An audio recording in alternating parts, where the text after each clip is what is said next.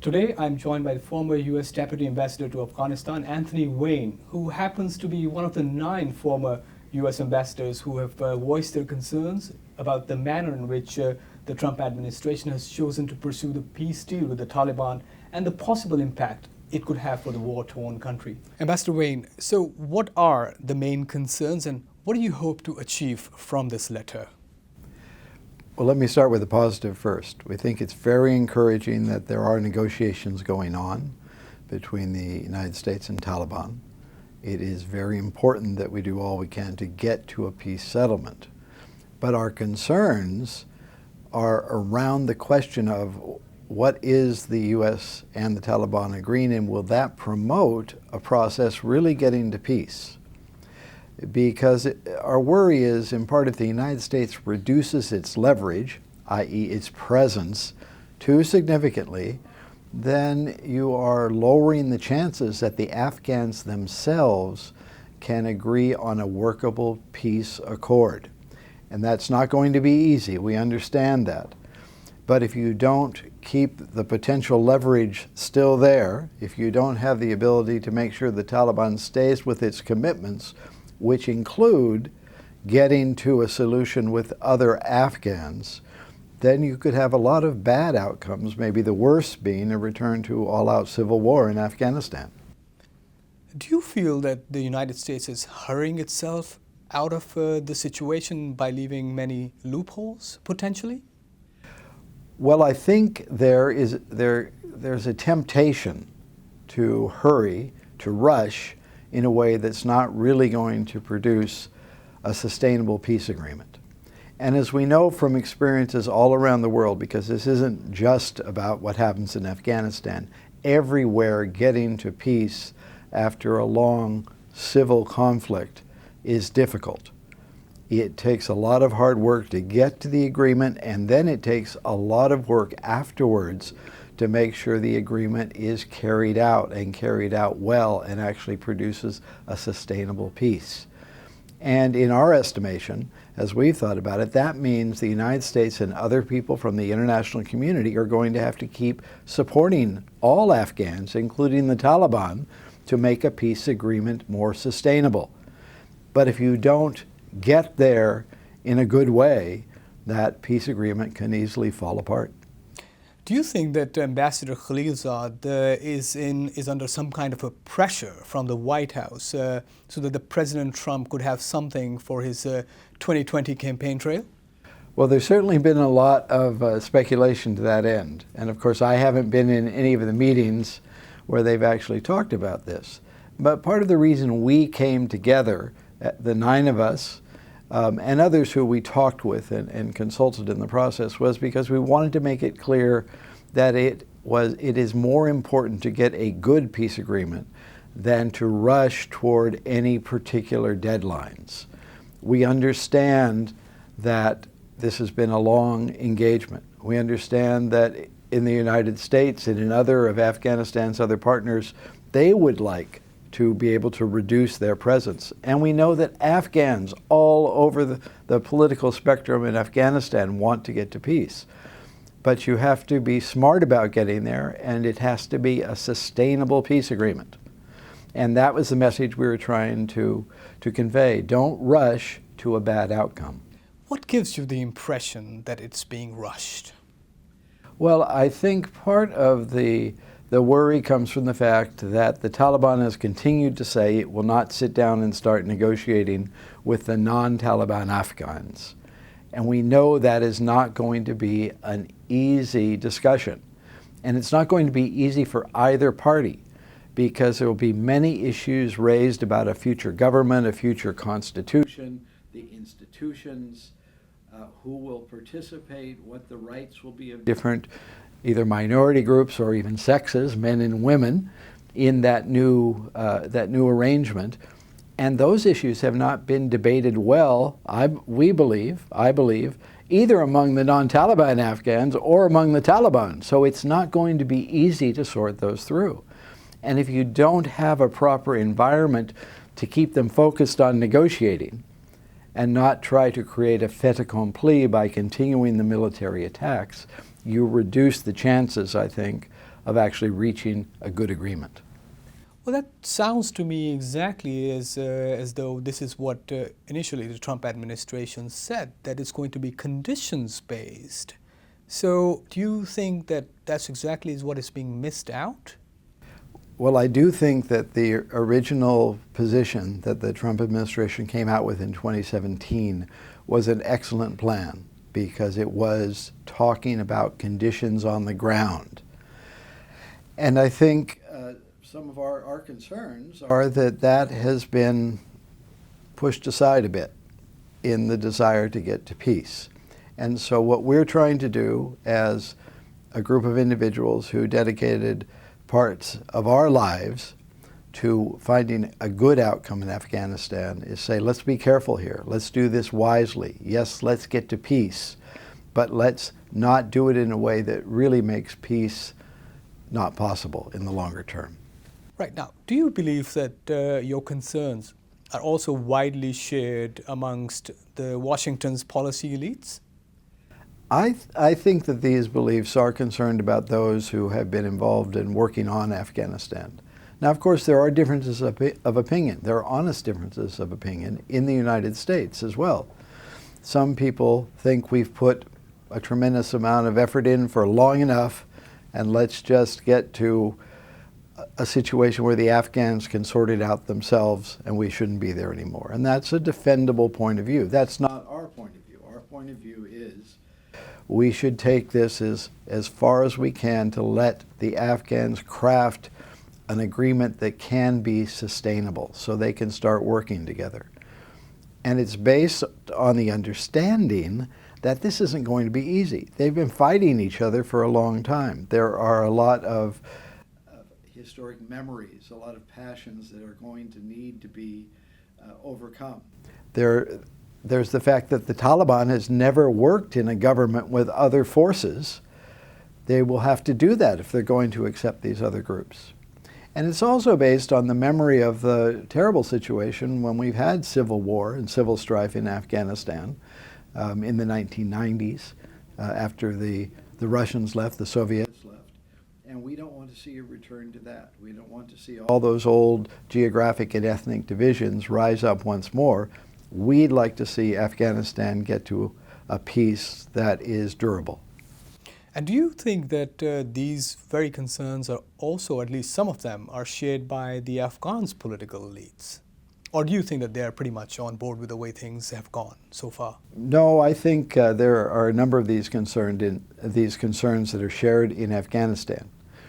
But as we've seen, that doesn't mean the Afghans are all agreed. The non-Taliban Afghans are all agreed on the way they should proceed. Probably there are some of those elements that would be more open to an arrangement with the Taliban. And there are others who say, no, we have to have a toughly negotiated institutional framework that will allow us to preserve the good things that we've developed over the past 15 years. And so those non-Taliban Afghans really have to work hard to get to a consensus themselves. So they share part of the responsibility for improving the chances for peace by sorting out their own positions and overcoming some of their own differences to be able to engage effectively with the Taliban. And do you think that's happening? Because nobody's stopping them from engaging within themselves. Well, I think there can be more progress in moving in that direction. And of course, one of the effects of having this, it looked like there's going to be a U.S. Taliban agreement, may be to help coalesce these other non-Taliban. I think that would be a very good outcome. The other possibility, of course, is that they remain divided. And that I don't think would be good for Afghanistan in general. If we want to get again to this idea of a peace that can endure. Under the circumstances and all the concerns that you've just recounted, what kind of a deal are you expecting as of today? Well, as of today, I think what I expect is I hope there will be a Taliban engagement with the non-Taliban Afghans, which would include representatives of the government, but also those parties outside of the government. It should be a representative negotiation. And it will be tough, and it won't be over quickly. So I think what needs to happen, however, is that that engagement needs to take place, and there needs to be pressure on all sides for them to be serious about negotiating and to work this through. But I have no illusion that this is going to happen in weeks. It's going to be a difficult process, and people on all different perspectives are going to have to yield some of their key positions, and that won't be easy. Now, the manner in which these negotiations have taken place between the United States and the Taliban, do you see enough ownership amongst the non-Taliban political factions in Afghanistan? Pardon me? Not yet. That's what we're at a key position right now, where Mr. Khalilzad has come back and is sharing what he's come up with. And I think he has been trying very sincerely to pave the way for inter-Afghan talks and negotiations. And I applaud him for all the hard work he's put into this. But I don't think yet there's a consensus among the non-Taliban Afghans on what their position should be and how they can engage. But of course, they have not really had the door open from the Taliban side to negotiate. And it's also clear, as we've seen from the sad events, violent events that have continued over the past several weeks and in recent days, that the Taliban continue to try to show their prowess with suicide bombing attacks, with other kind of violent attacks. It's not as if they've said, brothers, we're now willing to have a ceasefire and let's try negotiating a peace. And so it makes me wonder, are they really serious about this, or did they just want to get into a situation where they could stall peace talks and continue to move militarily forward to try to create a fait accompli? Now, in your understanding, is this a newer breed of Taliban compared with those of the 90s? As some would say, these are still the same band of thugs. Well, a number of those Taliban negotiators have been clearly saying, we've learned. We are not going to be the same as we were in the 1990s. We made mistakes in the 1990s. We won't repeat those today. But until you start trying that in practice, you're not going to know. And so that's why it is very important to have a negotiation which will, in a sense, help build confidence. And then part of a transition period will also be building confidence that people can live and work together, and to have the Taliban indeed evolved so they can get along peacefully with their neighbors, the other Afghans. And as I say, I want to add that in many, many countries, this is really hard to do.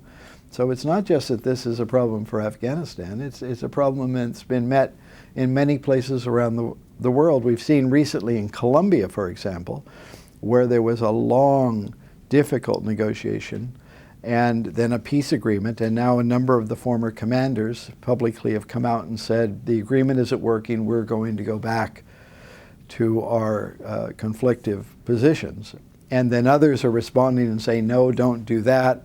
Peace is working, let's work on the problems that have arisen. So it takes hard work everywhere where there's been a difficult civil strife that's gone on for times. And that's going to be required in Afghanistan.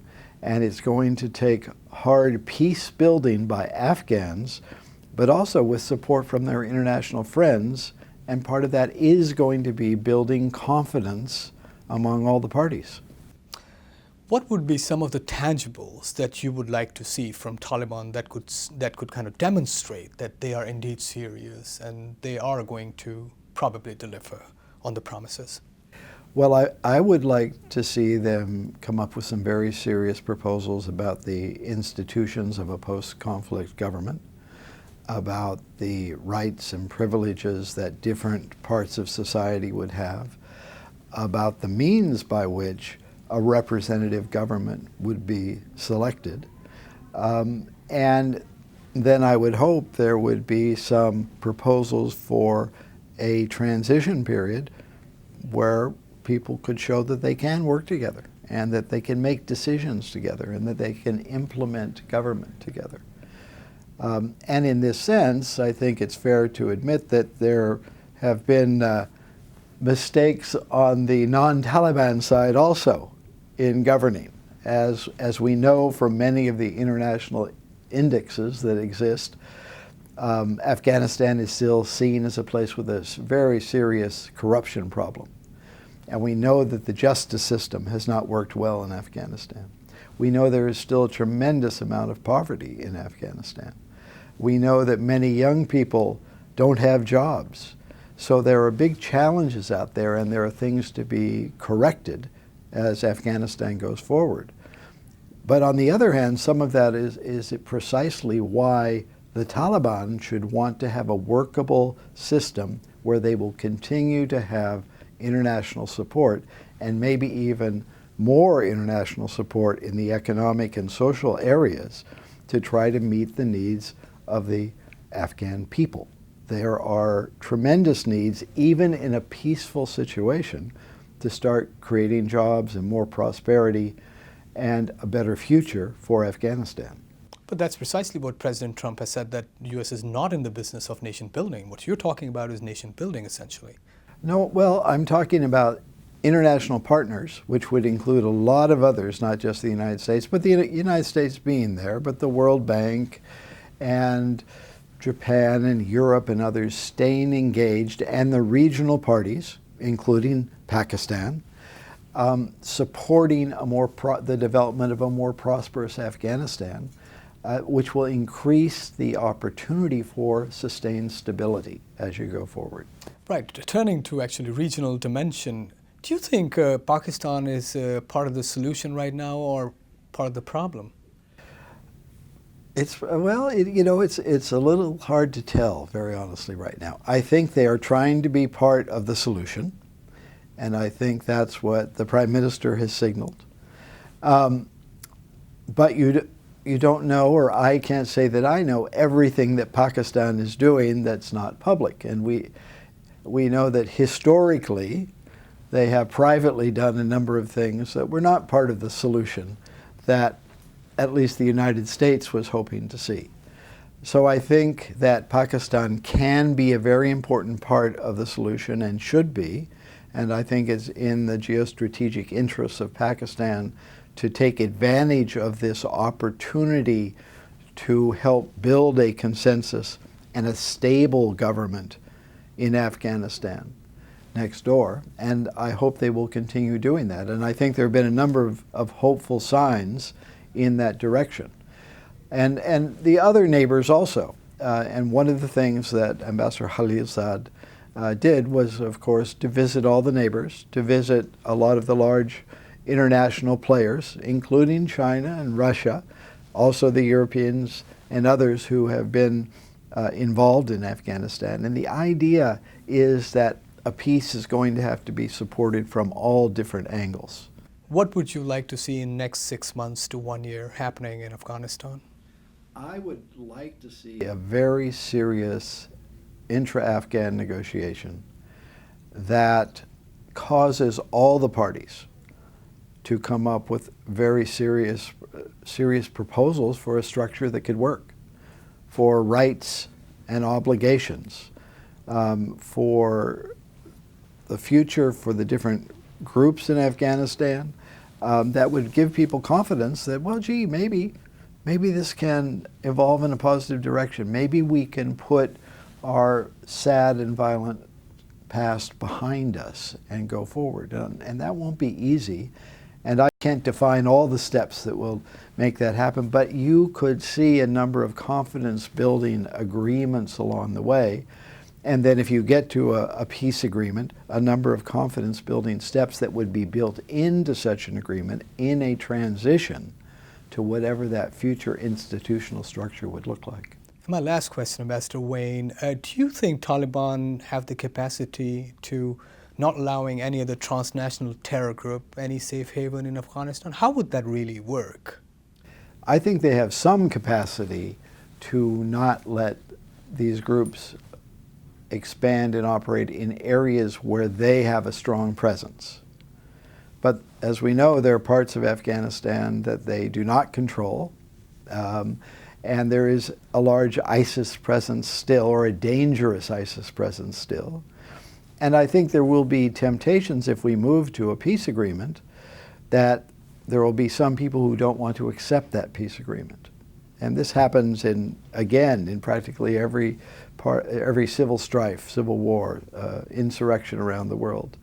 And so you're going to have measures to make sure that those groups cannot violently disrupt the accord, and also can't use the space that they might control for bad actions in other countries in the region or internationally. And I think that will strain the Taliban's capacity to do by themselves. So yes, they can make important commitments and carry out a number of those commitments, but I'm not sure, even if they're sincere, I'm not sure they could do all of that by themselves. Ambassador Wayne, thank you very much for taking out time and speaking with VOA News here today. It was my great pleasure to be with you.